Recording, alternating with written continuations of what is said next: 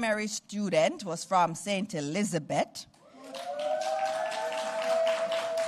And they came from Park Mountain Primary School. Do you know where Park Mountain is? I need to go. I need to go see them. All right, let's open up for questions. I'll hand over to you, Madam Chair. All right, I'm used to a post cab.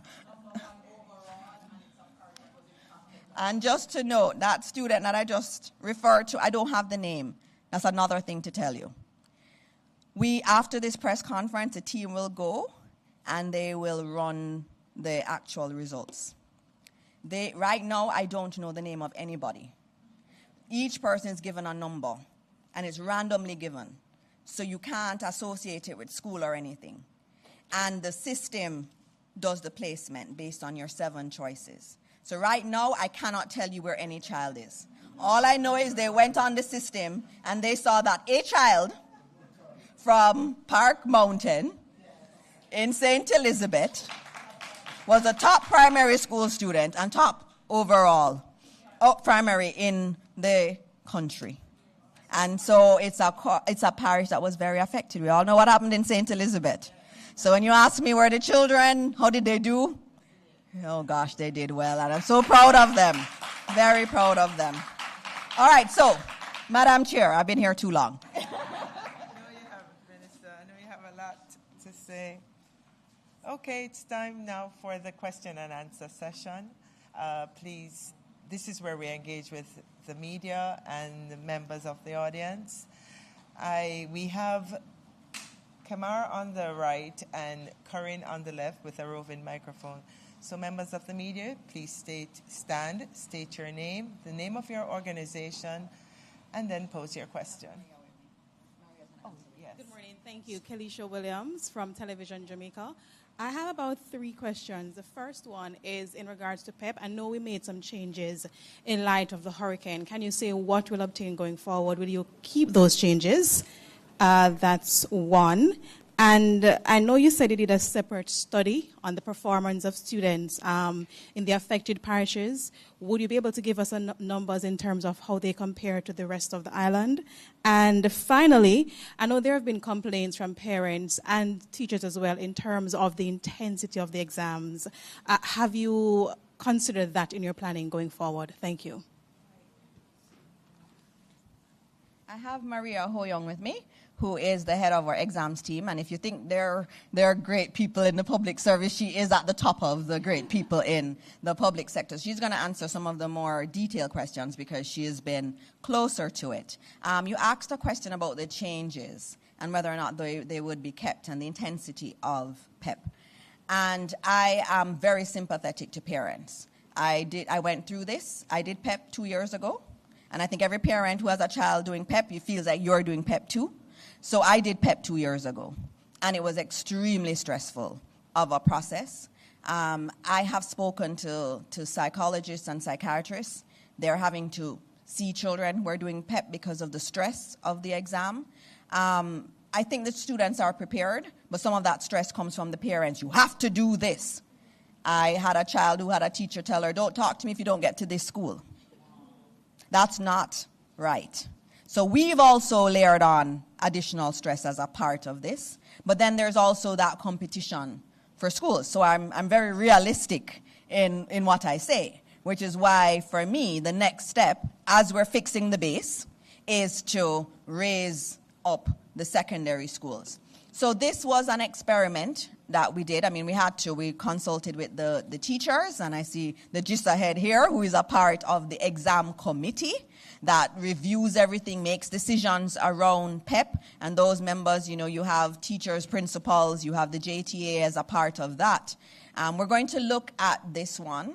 I was speaking with some of the exam experts in terms of methodology, whether or not this is something we could keep. Do we get enough of a feel of how they are going into high school? The only piece I really miss is the writing, the long form writing. You want them to be able to write long form. And so we are going to be having conversations around how this went. We know that it was a pretty well constructed exam, so we got the feel of where they are, but I just can't tell you their ability to write long form. And so we'll be talking about it some more, consulting with our exam team and our stakeholders to look at how we move it forward. In terms of the other report, I'll ask Maria to tell you what were the outcomes in terms of the assessments of those in the affected parishes. Good morning, everyone. So I don't have the exact statistics. That is something that we could provide you with later on. But just to drill down a little bit more, what we actually did was look at each of the parishes in those regions as separate groups. We compared their performance to the national means. That's one of the first things we saw. And we compared it to how the trend performance for those parishes would have been in the past. And there was no fall off when we did that comparison. We went even deeper and we looked at how the children in those parishes performed by item. So for each item on the test, we compared how they performed on each of those to the other students in the other parishes. And they did not perform differently from how those children performed. So we have a full study. We have a report that is available on the actual data and how the students performed in those parishes. But the general message is there was no decline. So they did not perform differently from how the trend was in their regions.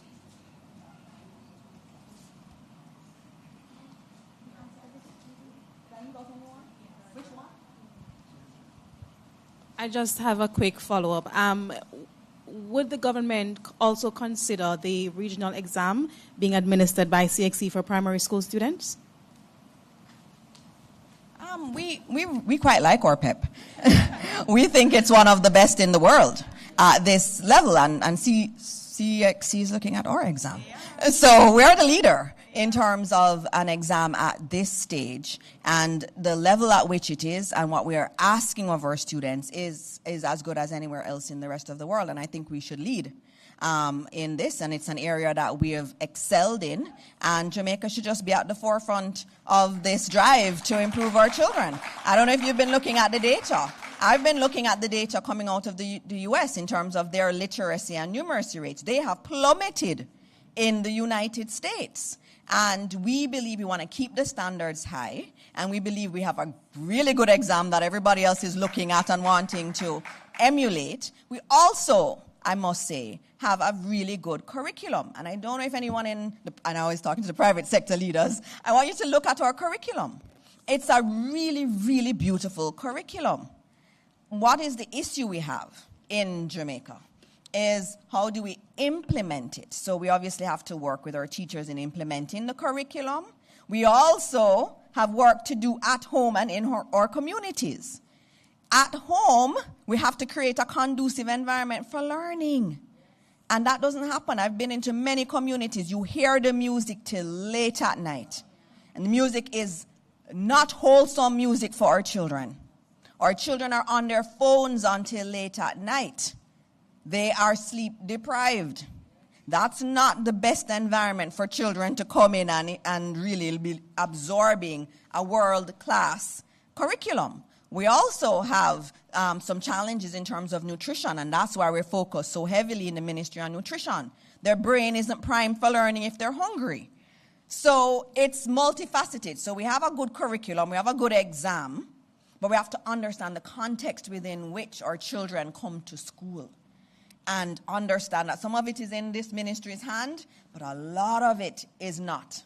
And if we're going to get the success we want, I know we're all going to have to say, yes, we're on this together. We have some good pieces. We have some pieces not working. Let's get all the pieces working jointly together. All right.